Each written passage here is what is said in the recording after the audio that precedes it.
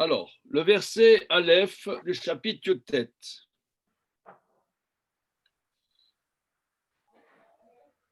Eh bien, Damien, voilà, notre brioliouin. Allez, hop là. Allez, hop là. Alors, Vayavo Shne Hamlachim. Amalachim. Hamalachim, c'est Doma. Ba Erev Velot Yoshev Be Sha'ar Sedom. Vayarlot Vayakam Likratam. Vayakom. Vayakom. Je ne sais pas expliquer la règle grammaticale. Je sais par expérience que ça se prononce Vayakom. Vayakom.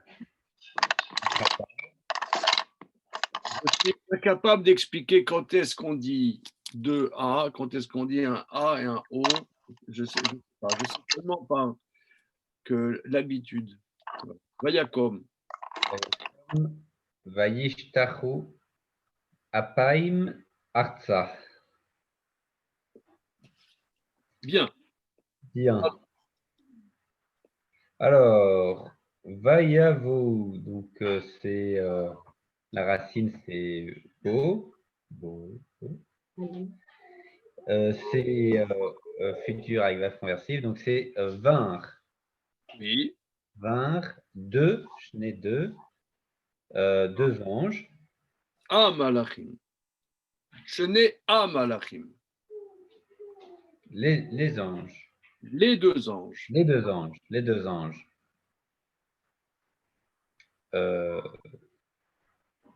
À Sodome, dans le soir. Voilà. Bah, Erev, le soir. Hein. Alors, le mot Erev que tu as bien traduit par le soir, la racine du mot, c'est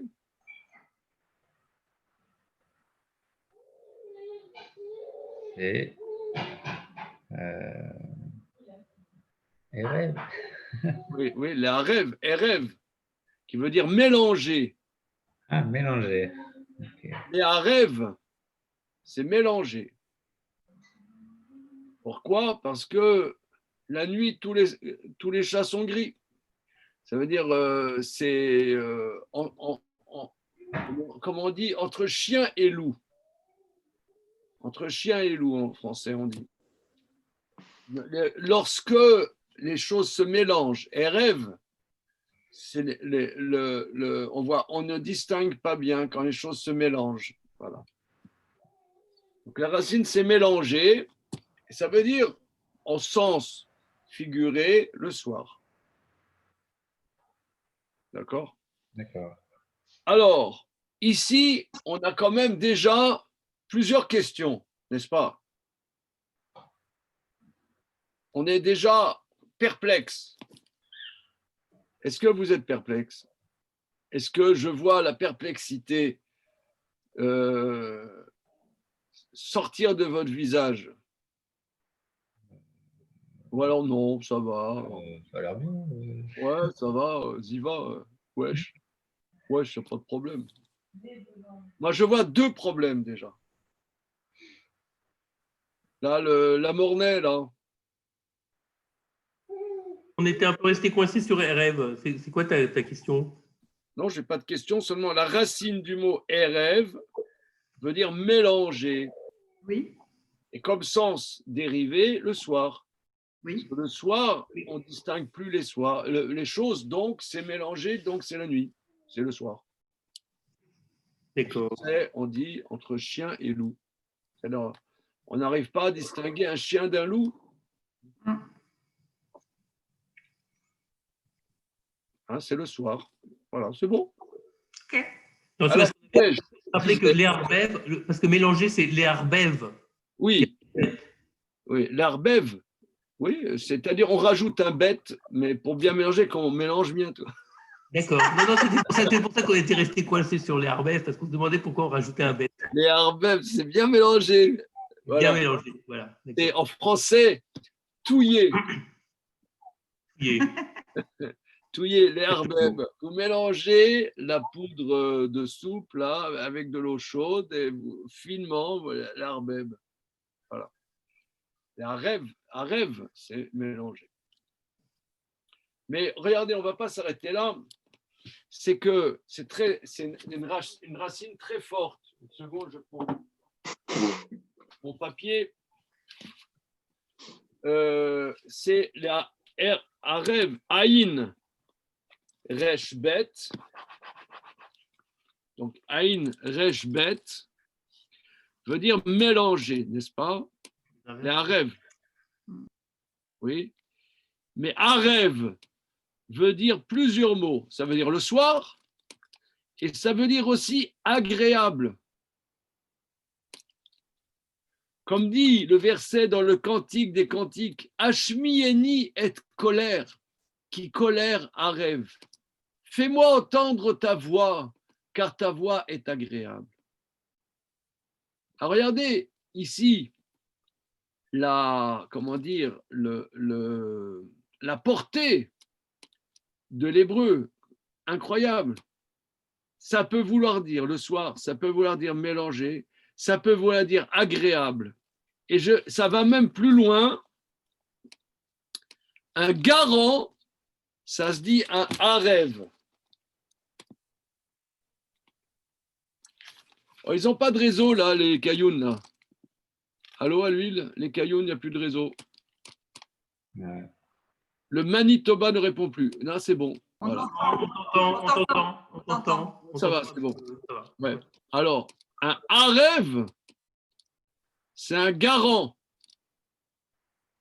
Parce qu'un garant, il s'immisce dans une affaire qui n'est pas la sienne. Un garant, ça veut dire, moi, je veux t'emprunter 50 000 euros. D'accord? Toi, tu dis, bon, Zizek, il est sympa, mais bon, qu'est-ce qu'il me dit qu'il va me rembourser? Alors, je demande à Damien, j'ai dit, Damien, tu peux être garant? Il dit, pas de problème. Donc, c'est ça, il se mélange dans l'affaire. Donc, vous voyez que le mot arev veut dire le soir, veut dire mélanger, veut dire agréable, veut dire garant. C'est balèze quand même. Dans le dictionnaire, ils ont aussi décliné. BC. Ah, décliné. Ok. Bon, ok. C'est bon? Donc on voit, c'est très très puissant quand même. Donc c'est toujours le travail sur les racines. Ça c'est très très très important. Hein, le travail sur les racines. Alors. Ok. Mais maintenant, je reprends. Vayavu shne amalachim sodoma ba erev. Ils vinrent les deux malachim, les deux anges, le soir, à Sodome le soir. Entre parenthèses, le mot malach, qu'est-ce que ça veut dire? On traduit ange, n'est-ce pas? Mais ça veut dire quoi? La racine du mot, là. C'est pas Mélèche comme le roi? Il y a de l'idée, mais il y a un petit aleph qui s'est. Ah, moi, l'orthographe, je suis pas bonne. Qui s'est immiscé. Il s'est immiscé, là, subrepticement, le petit aleph, là, il s'est glissé, là, bon, ouais. Ils arrivaient, les deux malach.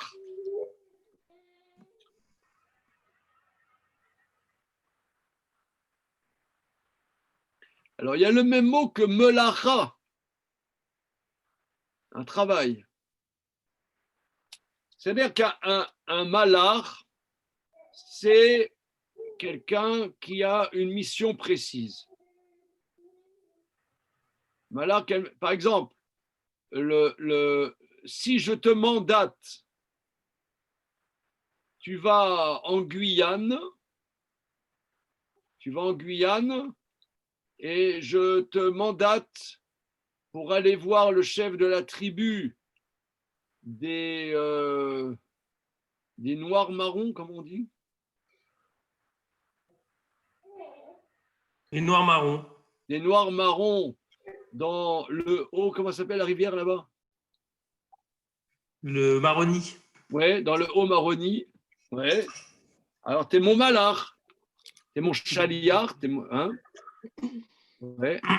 Moi, je connais ça que des livres des livres policiers. Mais c'est très précis, les romans. Ils sont super. C'est bien, c'est bien. Ouais. Dans le haut Maroni, chez les noirs marrons.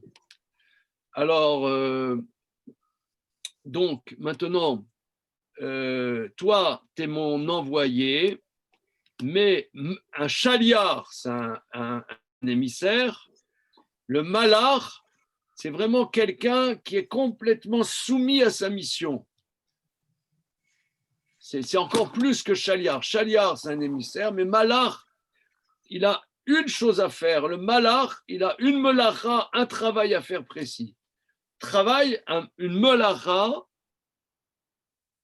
c'est un travail. Par exemple, Shabbat, il y a 39 travaux interdits. Melacha, c'est melacha. Et malach, c'est le même mot. Bien. Alors, donc, arrivèrent les deux malachim, les deux anges. Alors, un malach, c'est une force spirituelle qui a une mission précise. C'est ça un malach. Quand on dit qu'un malach n'a pas deux missions, il a une mission. Un malach n'a pas de libre arbitre. Un malach est entièrement soumis à sa mission. Il ne représente que sa mission. Voilà. Donc, arrivèrent ces deux malachim à Sodome. Mais on est choqué. Je sens que vous êtes choqués comme moi. Rien qu'à vous voir, je sens que vous tremblez de choc. Vous êtes sous le choc. Post-traumatique. Parce que avant, c'était écrit nulle part que c'était des malachim, premièrement. C'est écrit nulle part. Vous pouvez vérifier. C'est la première fois qu'on dit que c'est des malachim. Avant, d'ailleurs, on avait vu dans Rashi que même jusqu'à la fin, Abraham ne s'était pas rendu compte, quoi. Ça, c'est un. Et deuxièmement, avant, on a vu ils étaient 3. Et maintenant, ils sont 2. Pourquoi? On dit les malachim. Donc, ce n'est pas des nouveaux. C'est ceux qu'on a vus avant. Avant, on n'avait pas dit que c'était des malachim. Rashi nous avait dit, les commentaires disaient, le Midrash disait. Mais dans le texte, c'était écrit les hommes. Et maintenant, on s'appelle malachim. On l'appelle les 2. Donc, ça veut dire, ce n'est pas des autres. Or, avant, ils étaient 3. Il y en a un qui a fini son travail. Ah, un, il a fini son travail. Oui, de Sarah. Comment? Le travail de Sarah. De dire à Sarah que l'année prochaine, ils auront un enfant, c'est ça? C'est ça, oui. Donc là, il s'est dissous dans sa mission. Voilà. Alors, on va voir Rashi, parce que donc, vous avez raison, mais il y a aussi le fait que là, tout d'un coup, avant, on les appelait des hommes, on les appelle des anges. On ne sait pas pourquoi. Donc, c'est choquant, non? Vous êtes choqués? Est-ce que vous êtes choqués? Moi, je suis choqué. Tu vois, ça me prend, excusez-moi l'expression, ça me prend au bide, quoi. Je suis là. Oh, c'est apoplectique presque. Hein, d'où la nécessité, vous voyez, de bien traduire, de bien regarder les versets mot à mot. Là, les questions viennent naturellement, spontanément. On va faire Rashi. Alors, Shne Amalachim, les deux anges. Echad, les Ashrit et Sodome, et Echad, l'Atzit et Lot. Ou Oto Sheba, les Rafot et Abraham. Alors, un vient détruire Sodome et un vient sauver Lot. C'est lui-même qui était venu pour apporter la guérison à Abraham. C'est ce qu'on appelle Raphaël. Malach Raphaël. Donc, lui, en vérité, il a une mission, c'est apporter le sauvetage et la guérison. C'est la même chose. Donc là, il avait une mission, c'était guérir, apporter la guérison à Abraham 3 jours après la circoncision. Il continue sa mission. Maintenant, mission sauvetage, sauver Lot. Vashlishi, Sheba Levaser et Sarah, Kivan Shasa Shirto Nista Leklo. Donc, ce que vous avez dit, Madame Gozlan, c'est dans Rashi. Le troisième qui est venu annoncer à Sarah, Kivan Shasa Shlichuto, étant donné qu'il a fini sa mission, Nista Leklo, il est parti, il s'est retiré. Voilà. Donc là maintenant, on comprend pourquoi il y en a deux, mais pourquoi Malachim? Avant, ce n'était pas écrit. Rashi, Ulealan Karam Anashim, mais plus haut, on les a appelés des hommes, et maintenant on les appelle des Malachim. Keshaita Shechina Imaem Karam Anashim.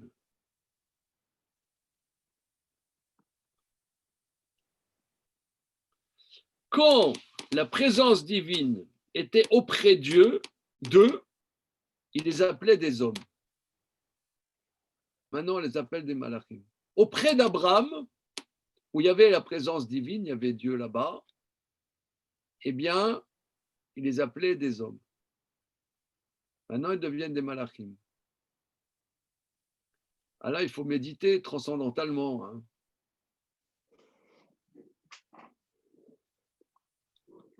Là, c'est Rashi est concis, mais notre cerveau aussi, quoi.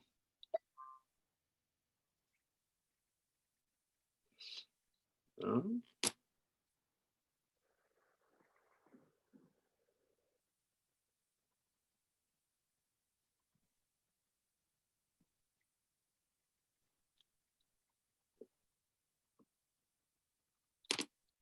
Nous, allez, là, ça bosse, là. Oh! Quelle est votre question?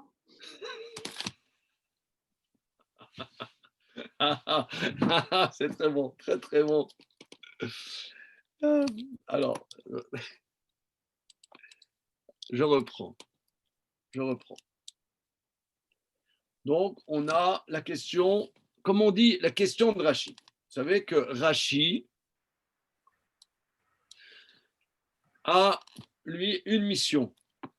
C'est rendre compte des, on pourrait dire, des aspérités du texte, les questions que le texte soulève. Donc, Rashi répond à des questions. La question est la suivante. Quand il y avait l'épisode de Abraham, on les appelait tout le temps des hommes. On n'a pas dit du tout des malachim, des anges. Maintenant, ils partent de chez Abraham, ils vont à Sodome, on les appelle des anges. Qu'est-ce qui s'est passé? Parce que tu pourrais dire c'est d'autres. Tu ne peux pas dire c'est d'autres parce qu'on dit les malachim. Donc c'est ceux d'avant. Et ceux d'avant, on les appelait des hommes. Et pourquoi maintenant on les appelle des anges?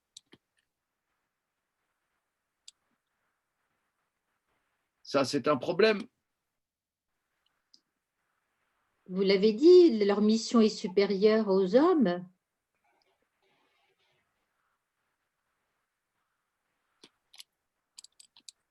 Je n'ai pas dit que c'est supérieur aux hommes. Ça, je n'ai pas dit. Ça, c'est vous qui avez ajouté.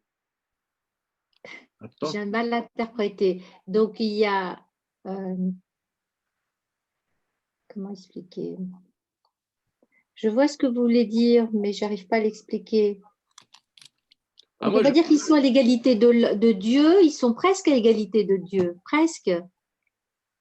Où vous voyez ça? Hein? Parce qu'on a changé les hommes en malachim. Voilà.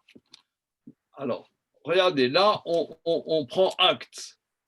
On prend acte qu'avant, on les appelait des hommes. Maintenant, on les appelle des malachim, des anges. Bien. Donc, Rashi dit pourquoi ça a changé, le terme. Rashi va donner deux explications. Première explication. Quand ils étaient, les malachim, auprès d'Abraham, et auprès d'Abraham, il y avait la présence divine, puisque au début de la paracha, c'est écrit Veira Elav Hashem, Dieu s'est révélé à lui. Donc il y avait la présence de Dieu auprès d'Abraham. Et la présence de Dieu auprès d'Abraham. Quand les malachim étaient auprès d'Abraham et qu'il y avait la présence divine, le verset les appelle des hommes et pas des anges. Quand ils partent de chez Abraham, il n'y a plus la présence divine, ils deviennent des anges. Ça, c'est Rachi. Maintenant, moi, j'ai appris, quand j'ai appris chez mon maître Rav Abitbol, qu'on lit Rachi, on traduit Rachi, mais maintenant, ça ne suffit pas. Il faut s'interroger, qu'est-ce qu'il veut dire? Qu'est-ce que c'est ce salmigondi? Voilà. Pour ça, il faut bosser, il faut travailler. Qu'est-ce que ça peut bien vouloir dire? Alors, le spectacle est dans la salle. Allez, ça bosse là. Qu'est-ce qu'il peut bien vouloir dire? Pour ça, il faut. C'est pas des idées. Les idées, c'est pas intéressant. Je me permets. Hein. Vous me connaissez. Moi, je suis un ennemi des idées. Vous n'avez pas remarqué?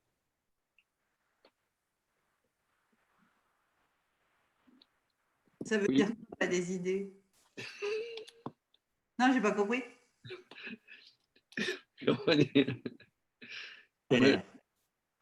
Ça veut dire c'est pas des petites idées. Je pense qu'il faut s'introspecter pour comprendre.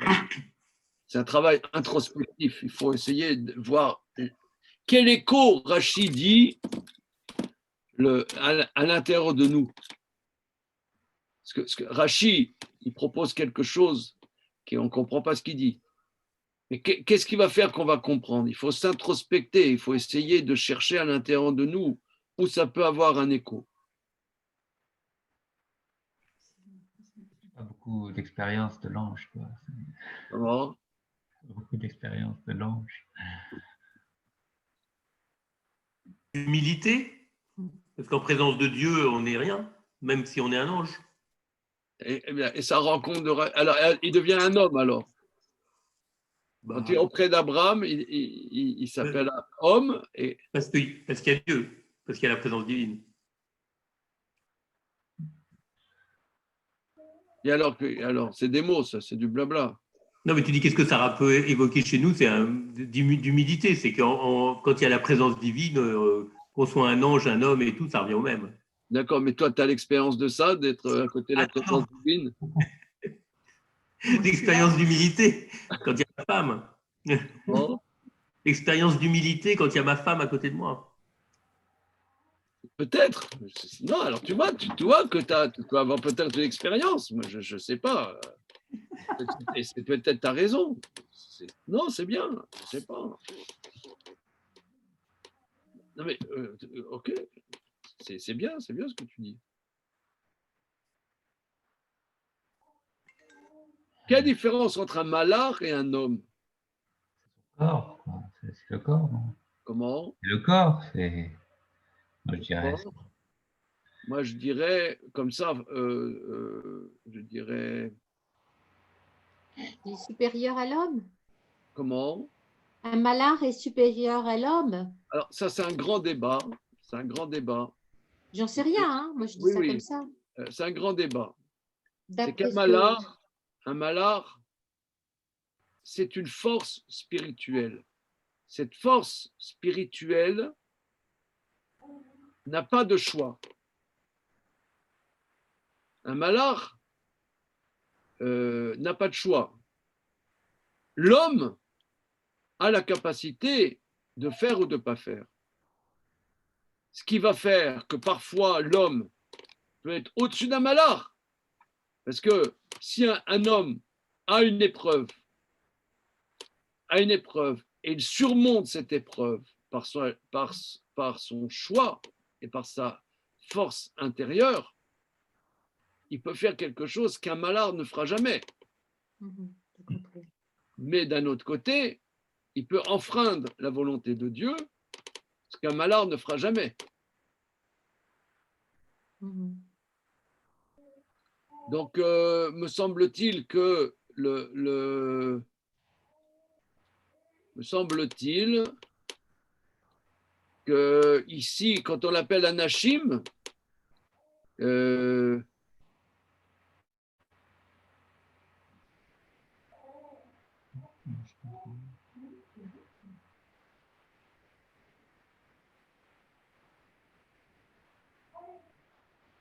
non mais, disons, mon maître Rav Abitbol nous a éduqués à beaucoup travailler sur Rashi, sur la Torah. Vous connaissez Madame Gozlan, Rav Abitbol à Strasbourg? Pas du tout. Pas du tout? Grand Marocain devant l'Éternel. Un maître marocain et très grand maître. Et lui, pendant des années, j'ai suivi ses études et il nous a forcé à beaucoup travailler sur Rashi, sur la Torah. Mais c'est un travail, je dirais, introspectif. C'est vraiment un travail introspectif, un peu comme, si vous voulez, un peu, je dirais, un peu comme une psychanalyse, quoi. C'est un travail à l'intérieur de soi-même pour essayer d'écouter qu'est-ce que ça peut bien vouloir dire.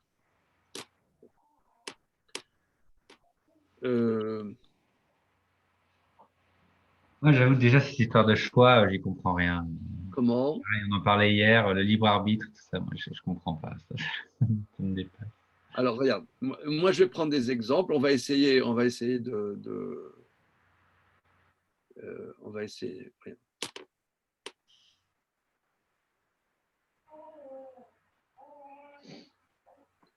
Là, actuellement, on est dans. Pour la méthode que moi je propose, hein, souvent on aime ou on n'aime pas. Hein, je ne dis pas que c'est la seule méthode, mais c'est la méthode pour moi, elle est efficace. C'est de délirer un peu, c'est de raconter un peu n'importe quoi, des histoires qui n'ont rien à voir, n'importe quoi. Voilà. Association libre. Ouais, voilà. Moi, je dirais comme ça que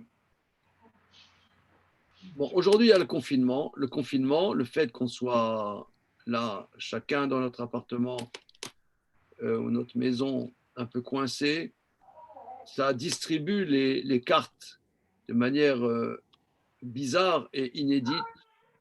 Mais donc, je ne parlerai pas de la situation dans laquelle on est actuellement. Parce que je pense que c'est une situation qui nous met en face de nos choix. Une situation où on est contraint de savoir qu'est-ce qu'on fait, qu'est-ce qu'on veut, qu'est-ce qui est important pour nous, qu'est-ce qui n'est pas important pour nous. Et d'ailleurs, c'est d'ailleurs pour ça que beaucoup de gens ne sont pas contents, parce qu'ils ne sont pas éduqués à se demander qu'est-ce qui est important dans leur vie. Et ils ne sont pas éduqués. Donc, il dit oui, on attend Macron, est-ce qu'il va lâcher le confinement, etc. Bon, donc ça, c'est pas. Je pense que là, on est dans une situation intéressante, mais prenons une situation habituelle, normale, où, par exemple, les gens peuvent aller au travail, ils vont au boulot, etc. La plupart des gens, je dirais, construisent la société. Ça veut dire, ils sont dans un milieu, je ne sais pas, middle class, ils font des études, ils deviennent experts comptables, consultants, voire médecins et dentistes.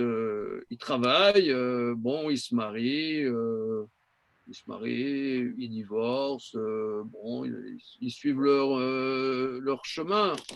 Et en vérité, pour la plupart, le plus important de leur existence, c'est le travail. Ils bossent, ils ont de l'argent. Bon, grâce à cet argent, ils ont des belles vacances. Bon, et voilà, ils travaillent.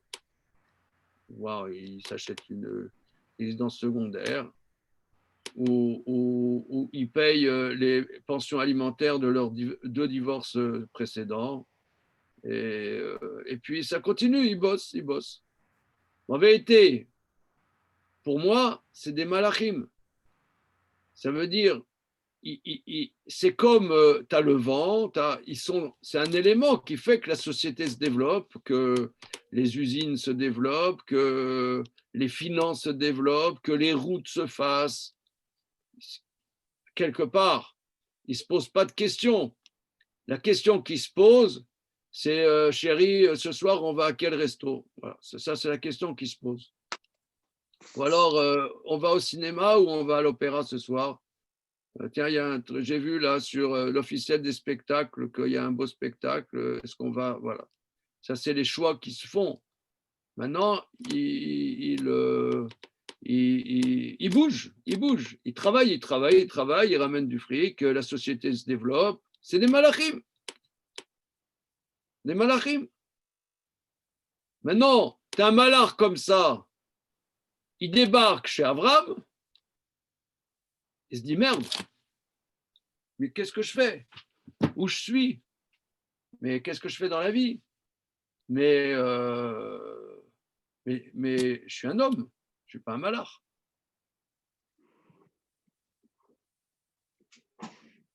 Comme par exemple, je vais prendre un autre exemple. Vous avez lu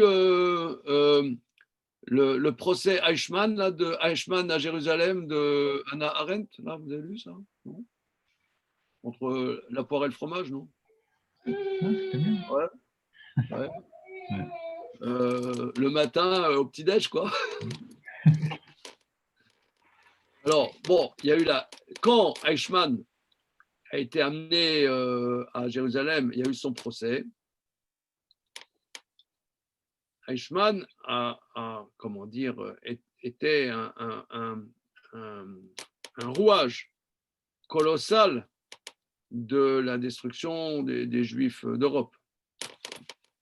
Maintenant, lui, il a dit tout le temps lors de son procès, vous savez, je n'ai fait qu'obéir aux ordres. Moi, je n'ai fait qu'obéir aux ordres. Alors, ça nous fait rigoler. On se dit, c'est pas possible. C'est un type, d'abord, c'était un type supérieurement intelligent. C'est difficile de dire qu'il n'a pas pris d'initiative et qu'il n'a pas fait des choix, etc.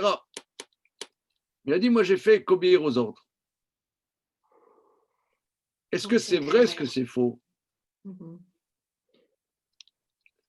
Est-ce que c'est vrai, est-ce que c'est faux? Moi, je pense qu'on est tous un peu comme ça. Ça veut dire que on est façonné. Est-ce qu'on aurait eu des marges de manœuvre? Est-ce que face à certaines situations, on n'est pas programmé pour agir d'une certaine manière? Vous savez, il y a notre Jean-Jacques Goldman, il avait fait une chanson, être né en 17 à Eisenstadt. Ouais, que si lui, il était né allemand, qu'est-ce qu'il aurait fait? C'était ça la chanson. Bon, lui, Jean-Jacques Goldman est juif. Mais il a dit, d'accord, mais si j'étais né allemand, comment j'aurais réagi? Parce que la question est beaucoup d'Allemands, tu leur dis, j'avais pas le choix. J'avais pas le choix. C'était comme ça, j'avais pas le choix. Bon, tu as des historiens qui ont fait des thèses et des thèses et des thèses et des thèses comme quoi, oui, ils avaient le choix. Il y a des bibliothèques entières là-dessus. Mais qui peut trancher? Qui peut trancher? On a le choix, on n'a pas le choix. Moi, je pense, et c'est ça ce que ce Rachim évoque, c'est que en vitesse de croisière, la réalité, c'est des malars. On est programmé, on fait ce que, à la limite, ce que Dieu a voulu qu'on fasse, on le fait. Mais même un malard, il se retrouve dans la maison d'Abraham avec la présence divine, sa vie, elle est bouleversée. Est-ce qu'il se rend compte? Ben non. Même un malard, il devient un homme. Même un malard, il se rend compte qu'en vérité, il existe, qu'il n'est pas, il est pas un pion et qu'il a des choix à faire et qu'il peut choisir et qu'il peut faire sa vie, qu'il peut construire sa vie. Même un malard. Par contre, il sort de chez Abraham, il oublie ça. Parce qu'il il s'est pas s'éduquer. Il s'est pas s'éduquer. Mais ça, c'est comme ça. Moi, c'est comme ça que j'entends Rachi. Que il y a un maître, il y a un peu plus que 100 ans, il s'appelait Rav Simcha Zissel. Il disait que Darwin, vous savez bien, Darwin disait que l'homme descend du singe. Alors, Rav Simcha Zissel, il disait, moi je comprends très très bien Darwin. Parce qu'il n'a pas connu mon maître Rav Israël Salanter. S'il avait connu mon maître, jamais il aurait dit que l'homme descend du singe. Mais il n'a pas connu. Mais ça, c'est exactement ce que dit Rachi. Un malard, il est chez Abraham, il devient un homme. Mais il sort. Tu dis au malam, qu'est-ce que tu fais? Moi, je suis programmé, j'ai une mission à faire, je fais ce que j'ai à faire, voilà. Mais quand il est chez Abraham, non, c'est un homme simple, un homme avec capacité de faire des choix. Et il ne se sent pas programmé dans la vie, il peut faire des choix. Voilà, c'est ça ce que j'entends. C'est les mots de Rachi, franchement. C'est les mots de Rachi. Je force pas le trait. C'est les mots de Rachi. Voilà.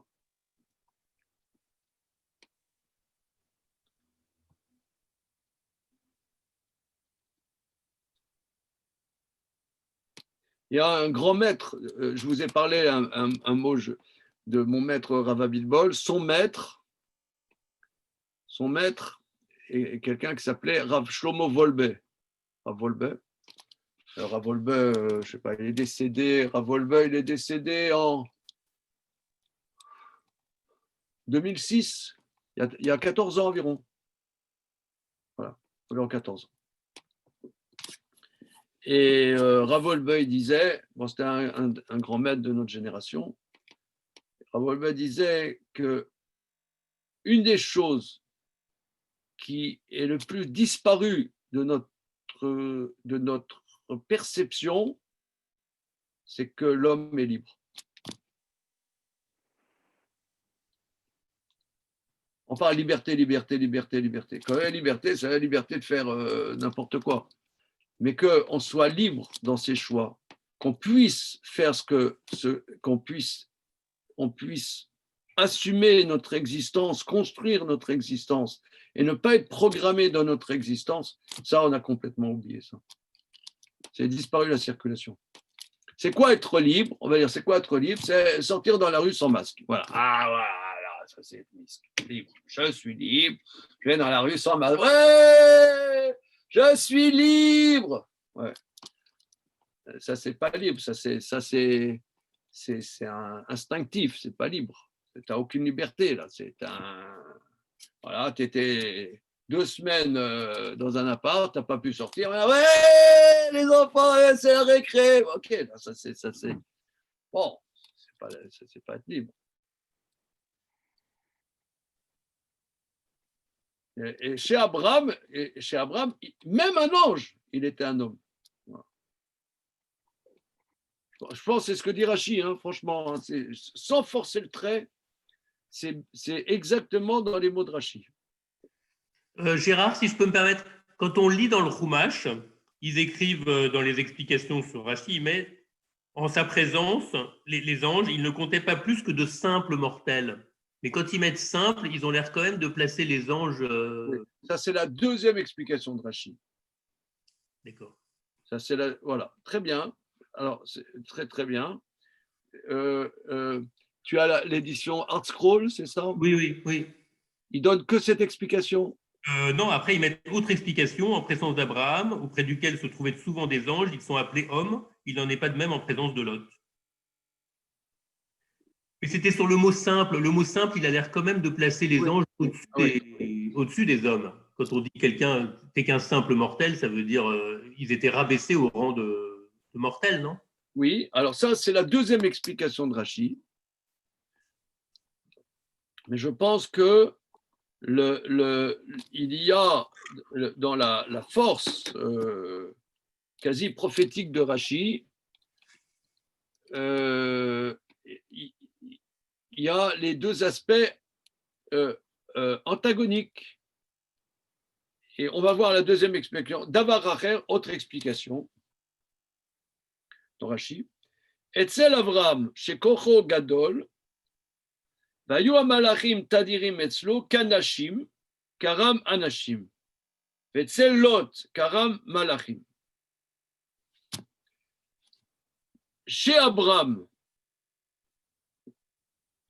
dont la puissance était très grande, la puissance spirituelle était très grande, et que les malachim étaient toujours chez lui, il les appelle, comme étaient chez lui comme des hommes, il les appelle anashim. Ça veut dire qu'il n'y avait rien de spécial. Il y avait des malachim chez Abraham, c'était pas, ça défrayait pas la chronique. C'était normal, donc comme des hommes du service, toi, comme des hommes. Maintenant, c'est Lot, mais chez Lot, qui n'avait pas cette dimension spirituelle exceptionnelle, alors ils sont malachim, c'est des anges. Donc me semble-t-il que dans Rachi, il oscille entre ces deux. C'est ce que Madame Gozlan a soulevé, qu'un malard, a priori, est plus grand qu'un homme. Mais d'un autre côté, il y a le contraire aussi. Les deux sont vrais. En vérité, c'est deux explications de Rachi. Deux explications de Rachi. Chez Abraham, qui avait un Kocho Gadol, donc les malachim étaient fréquents chez lui, donc il appelle ça comme des hommes. Mais chez Lot, qui était pas quelqu'un de spécial, donc là, les malachim, il y a quelque chose d'impressionnant, les malachim. C'était très, très impressionnant, c'est les malachim.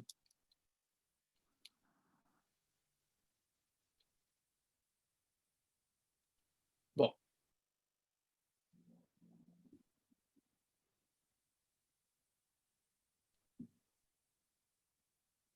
Bon, là, il faut aussi méditer quelle est la portée de cette deuxième explication de Rachi. Voilà. On va continuer le verset. Donc, Vayavou, Shne Amalachim Sodoma Ba'erev, Velot Yoshev et Charsdom. Monsieur Damien, s'il vous plaît. Une seconde, il y a Madame Zerdoun qui nous a rejoint. Madame Zerdoun, vous êtes là? Elle est là, Madame Zerdoun? Non. Oui. Oui, je suis là, oui. Oui, Oui. Bonjour. Oui, bonjour. Bonjour, Rav. Oui, j'ai reçu votre don. Hein. Ah, très bien. Je voulais vous remercier. Voilà. OK. Oui. Et je ne savais pas que vous étiez, vous me l'aviez dit, à l'Assemblée nationale. J'ai reçu une lettre de l'Assemblée nationale, j'ai été impressionné. Je me suis dit, qu'est-ce qui se passe? Qu'est-ce qui m'arrive? Qu'est-ce qui m'arrive encore? Je vous remercie. Oui, alors on va continuer le verset. Velot Yoshev et Charsdom. Et Lot était assis dans la porte de Sodome. Voilà. Alors, entre parenthèses, le mot Lot, que veut dire le mot Lot? À part un poisson pas cachère. Hein? Qu'est-ce que ça veut dire? Vous savez que la lotte est un poisson qui n'a pas d'écailles, hein. Pas un poisson caché. Ah, c'est vrai. Dommage. Mais à part ça, à part cette boutade. Alors, le mot lot, lamet tête, veut dire maudire. voyez, il y avait un film de Fritz Lang qui s'appelait Aime le maudit.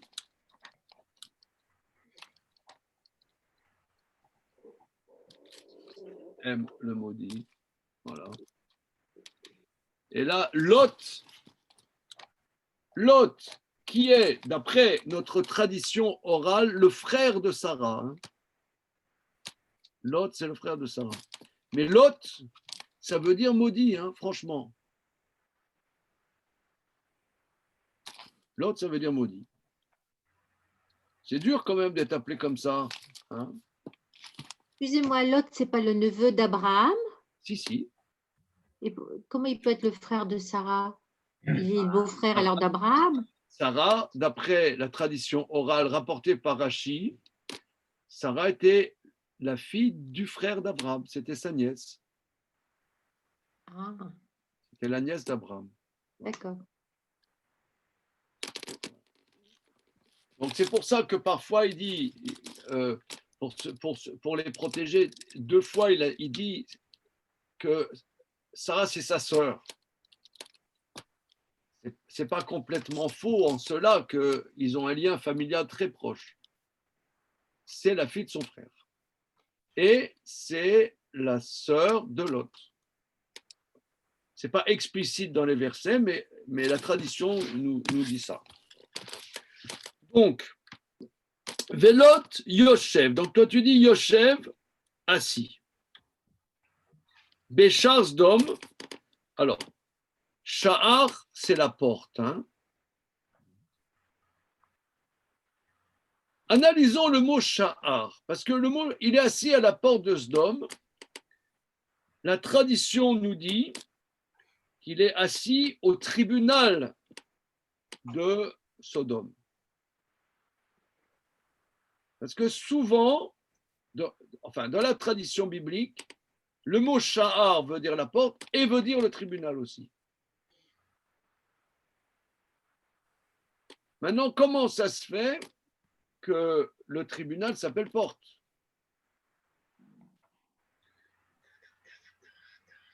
Alors, pour dire porte, il y a plusieurs mots.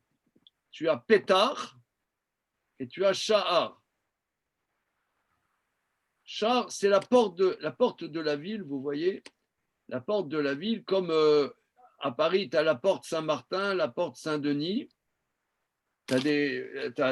Avant, tu avais des grandes portes. Voilà. Pour rentrer dans la ville, il y avait la grande porte de la ville. On ne rentrait pas comme ça dans la ville. Et les tribunaux, c'est là où se trouvait le tribunal.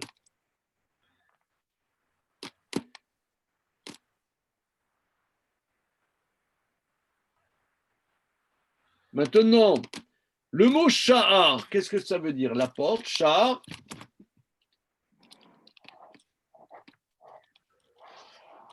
Est-ce que vous connaissez des mots qui sont proches du mot Sha'ar?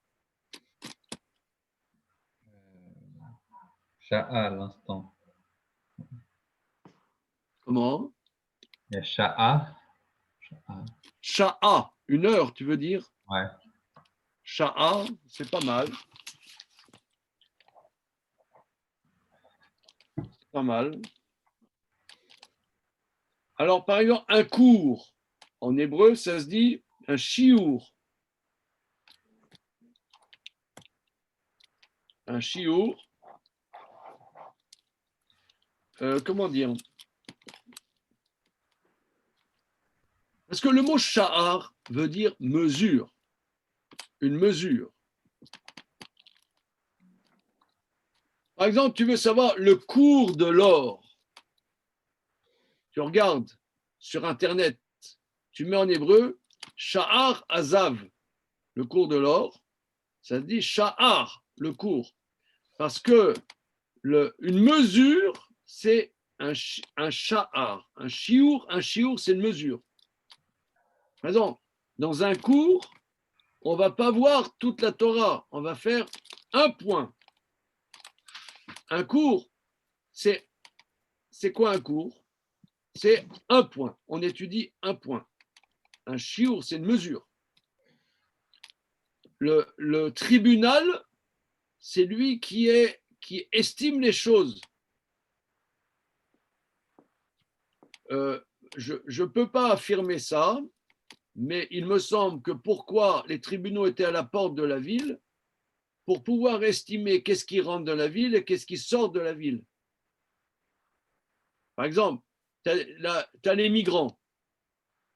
Tu as les migrants. Tu as des migrants, ils arrivent. Est-ce qu'on les accepte dans la ville? Il y a des gens, ils demandent hospitalité dans la ville. Est-ce qu'on accepte? Est-ce qu'on n'accepte pas? C'est le tribunal. De la même manière, il y a des gens, ils font sortir des choses de la ville. Qu'est-ce que vous faites sortir là? Montrez-moi. Qu'est-ce que vous avez dans vos bagages? Montrez-moi là. Qu'est-ce que c'est ça? Ouh là là, mais ça ne doit pas sortir ça. Qu'est-ce que vous sortez? Mais ça ne doit pas sortir de la ville. Non, non, non, non, non. Donc le tribunal, c'est lui qui statue qu'est-ce qui rentre, qu'est-ce qui sort. Ça, c'est la porte. En vérité, il y en a, ils sont contre l'immigration. Il y en a qui sont pour l'immigration. En vérité, ça ne veut rien dire. Parce que c'est du blabla. Un protectionnisme ou pas du protectionnisme, ça ne veut rien dire. Une société ne peut pas vivre, une ville ne peut pas vivre. Dans une ville, tu n'as rien qui pousse. Tu n'as pas de blé. Tu n'as pas de chauffage dans la ville. Tu n'as pas de produits de chauffage. Donc, il faut bien faire venir des choses de l'extérieur. Et de la même manière, tu as des choses qui doivent sortir. Les artisans, il faut bien qu'ils aillent vendre ce qu'ils ont travaillé dans la ville à l'extérieur de la ville. Donc, il y a des passages. Donc, la porte, c'est le lieu de passage. Mais c'est ça qui fait la vie d'une ville, qu'il y a quelque chose qui rentre, quelque chose qui sort. Mais ça, c'est ça, il faut statuer. Des fois oui, des fois non. Des fois comme ci, des fois comme ça. Donc, le tribunal, c'est la porte de la ville. Prenons un exemple. Il y a une invention. Voilà, par exemple, il y a une invention. Il y a un vaccin contre le Covid. On n'accepte pas comme ça. Il faut statuer, il faut une loi, il faut trancher. Est-ce que ce vaccin, on ne l'accepte pas? Donc, toute invention, toute nouveauté, il faut évaluer la chose. C'est le tribunal. OK. Alors, Lot siégeait au tribunal de Sodome. Ensuite, va y avoir Lot. Il vit Lot. Oui. Vayakom, il se leva à leur rencontre. Voilà, l'Ikratam à leur rencontre. Alors, Rachid dit, Lot était vraiment un disciple d'Abraham. Il voit des voyageurs, il va à la rencontre des voyageurs. Lot, c'était vraiment un disciple d'Abraham. C'était même le premier disciple d'Abraham. Abraham avait deux grands disciples, Eliezer et Lot. Mais son premier disciple, c'était son neveu, Lot. Vaishtahu. Ils se prosternent. C'est eux qui se prosternèrent? C'est au pluriel? Non, alors c'est une anomalie. Ah, c'est une anomalie. Normalement, ça serait Veishtacho, mais ça ne se dit pas en hébreu, Veishtachu. Okay. La troisième personne du singulier masculin, il y a un chourouk à la fin et pas un vav. Okay. C'est un peu une anomalie. Il se prosterna. Apaïm, le front, le nez sur la terre. Le nez à terre, oui. Le nez à terre. Le nez à terre. Donc, il s'est prosterné devant les voyageurs. Là, il a dit, voilà. Mais c'est quoi? Pourquoi c'est Apaïm? Oui. Onkelos traduit sur son visage. Ouais. Je sais pas bien analyser. Non. Je ne sais pas bien analyser, mais en tout cas, il va à la rencontre des voyageurs. Hein. Artsav, à terre. Voilà. Bon, regardez, on s'arrête là et Bezrat Hashem, demain, on fait le verset d'après. OK? Merci. OK, bonne journée. Merci.